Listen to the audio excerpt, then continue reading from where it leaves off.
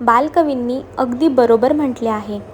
श्रावण मासी हर्ष मानसे हिरवळ दाटे चोहीकडे, क्षणात येती सरसर शिरवे क्षणात फिरुनी ऊन पडे. पाऊस झाल्यानंतरचं मस्तपैकी हे नयनरम्य वातावरण आणि अशा सुंदरशा वातावरणात आम्ही निघालो आई भगवतीच्या दर्शनाला. माझ्या माहेराहून म्हणजेच सटाण्याहून सप्तशृंगी गड साधारण 52 किलोमीटर आहे आणि खूप कधीपासूनची इच्छा आई भगवतीचं नवीन रूप बघण्याची होती. सो आम्ही ठरवलं की शुक्रवार देखील आहे आणि छान मस्तपैकी अधिक मास देखील चालू आहे, तर आपण जाऊया आई भगवतीच्या दर्शनाला. आणि आम्ही दोघेही निघालो. इतका सुंदरसा असा निसर्ग, डोळ्यात टिपावा तेवढा कमीच.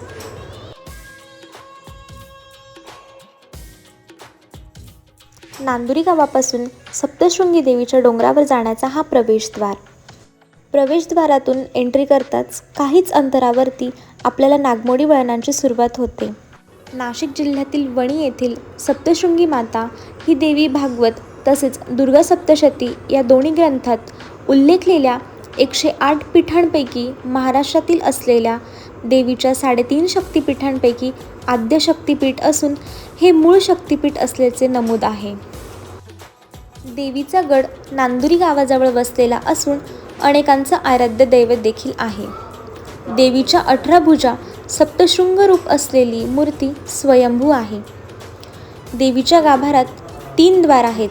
शक्तिद्वार, सूर्यद्वार व चंद्रद्वार असे 3 दरवाजे आणि तिघही दरवाजांमधून देवीचं सुंदरसं असं आपल्याला दर्शन घडतं. इतरत्र तालुक्यामध्ये अजिबातच पाऊस नव्हता, परंतु जसं गडावर चढलो तसं पावसाला सुरुवात झाली आणि पावसाचं एवढं सुंदरसं वातावरण तयार झालेलं होतं. आणि त्याच पद्धतीने तुम्ही बघू शकता की अगदी 100 मीटर समोरील देखील काही दिसत नव्हतं, एवढं धुकं साचलेलं होतं. फ्युनिक्युलर रोपवेने जर आपल्याला देवीच्या दर्शनासाठी जायचं असेल तर त्यासाठी इथे खूप मोठा असा कॉम्प्लेक्स बांधण्यात आलेला आहे, ज्यामध्ये अतिशय उत्तम अशी पार्किंगची व्यवस्था आहे. Parking charges around 50 rupees per hour आहे, जे की मला थोडेसे महाग वाटले. बट ओव्हरऑल सिक्युरिटी बघता पार्किंग अतिशय चांगली आहे. कॉम्प्लेक्समध्ये एंटर झालं आपल्याला सुंदरसा असा वणीगडाचा सॅम्पल प्रोजेक्ट बघायला मिळतो आणि त्याच पद्धतीने सुंदरसं गणपती मंदिर. कॉम्प्लेक्समध्ये सर्व काही मिळतं, म्हणजे अगदी देवीच्या ओटीपासून तर बेसिक शॉपिंग्स म्हणजे काही छोट्या मोठ्या गोष्टी घ्यायच्या आहेत तर सर्व काही या छोट्याशा कॉम्प्लेक्समध्ये आहे. त्याला तुम्ही मिनी मॉल पण म्हणू शकता. अगदी म्हणजे तीर्थक्षेत्रावर मिळणाऱ्या सर्व काही गोष्टी आपल्याला इथे बघायला मिळतात. संध्याकाळची देवीची आरती सुरू होणारच होती, तेवढ्यात आम्ही पोहोचलो. त्यानंतर आणि अगदीसाठी आम्हाला ती आरती मिळाली. सुंदरशी साडी चोळी देखील आईसाठी इथे खूप साऱ्या व्हरायटीमध्ये आहे. आणि त्याच पद्धतीने तुम्हाला फक्त खणा नारळाची ओटी भरायची असेल तर ती पण आपल्याला मस्त मिळून जाते. अगदी 100 रुपयांपर्यंत हे ओटीचं सामान भेटलं.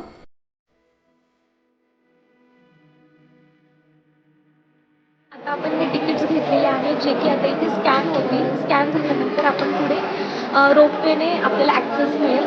सो आता जाऊया आपण.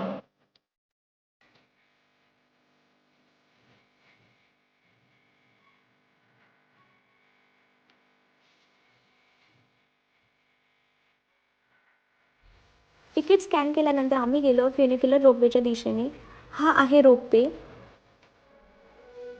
रोपवेला साधारण 5 ते 6 प्लॅटफॉर्म्स आहेत आणि प्रत्येक प्लॅटफॉर्मची कपॅसिटी साधारण 10 लोक मावतील इतकी आहे.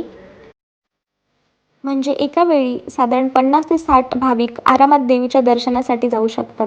आणि 1 ते 1.5 मिनिटाच्या आतच आपण देवीच्या गाभाऱ्याजवळ पोहोचतो.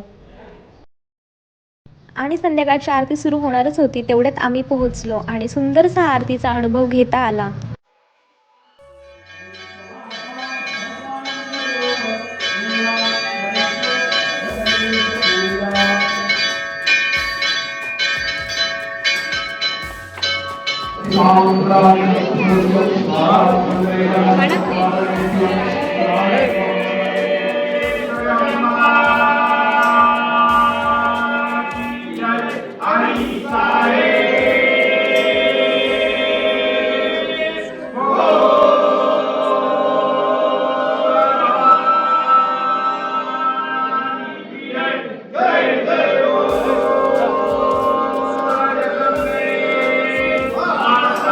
इतक्या जवळून देवीचं दर्शन करता आलं आणि इतका सुंदरसं वातावरण तयार झालेलं होतं. एक वेगळीच एनर्जी, पॉझिटिव्हिटी तयार झालेली होती आणि देवीची अगदी जवळून ओटी भरता आली, त्याचा आनंद तर वेगळाच होता.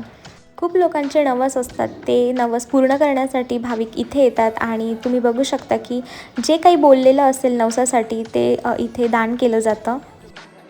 आता जस्ट आम्ही आरती अटेंड केली आणि खूप सुंदर आणि प्रसन्न वाटत होतं. आम्हाला माहिती नव्हतं की आम्हाला आरती मिळेलच असं, पण जसं आम्ही गाभाऱ्यात एंटर झालो आणि आम्हाला समजलं की आता आरती सुरू होणारच आहे, पूर्ण आरती अटेंड करता आली आणि अजिबात गर्दी नाही आहे. मोजून 20 ते 25 लोकं आहेत. इतकं सुंदर दर्शन झालं आणि गुरुजींनी पण आमची पूजा करून घेतली. ते खूप छान होतं. मस्तपैकी देवीला ओटी भरली आणि असं म्हणतात की अधिक मासात आईची ओटी भरावी. खूप नशीबवान असतात जी लोकं आईची ओटी भरतात.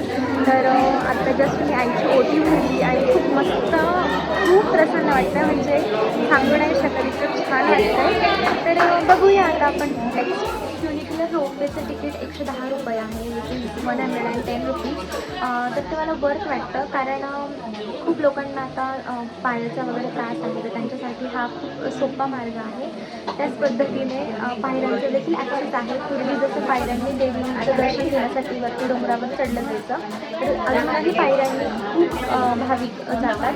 तर पायऱ्याने देखील जाऊ शकतो, पण खूप वेळेची बचत ह्या फ्युनिक्युलर रोपवेने होते. सो सध्या तरी खूप लोक याचा ॲक्सेस घेत आहेत. ह्या कॉम्प्लेक्समध्येच एक मोठं फूड कोर्ट आहे, जिथे चहापासून तर अगदी जेवणापर्यंत सर्व काही मिळतं. म्हणजे जेवणासाठी देखील आपली धावपळ होत नाही. अतिशय चांगल्या क्वालिटीचं आणि रिजनेबल जेवण आहे. चहाला वेळ नसते, पण वेळेला चहा हवाच, असं साईबा अमृतुल्यवाल्यांचं म्हणणं आहे. म्हणून आम्ही चहा घेतला आहे. पूर्ण धुकं साचलं आहे, काहीही दिसत नाही आणि अशा वातावरणात गरमागरम चहा. पाऊस असल्याकारणाने जास्त काही शूट करता आलं नाही, परंतु जेवढं काही शूट केलं मी तेवढं तुमच्यासोबत शेअर केलं आहे.